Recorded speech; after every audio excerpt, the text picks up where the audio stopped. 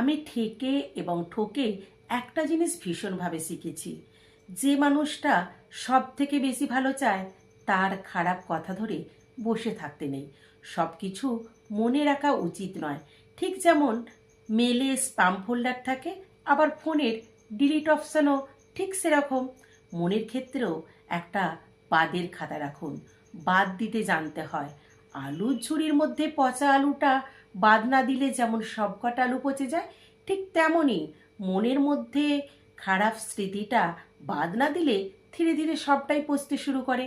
আমরা কি মনে করব, কি করব না, সবটাই কিন্তু আমাদের হাতে থাকে। শুধু গুরুত্ব দেওয়া বন্ধ করতে হয়। ভাবনাটা এলি উড়িয়ে দিতে হয় শুধু। মনে ধরে রাখতে নেই।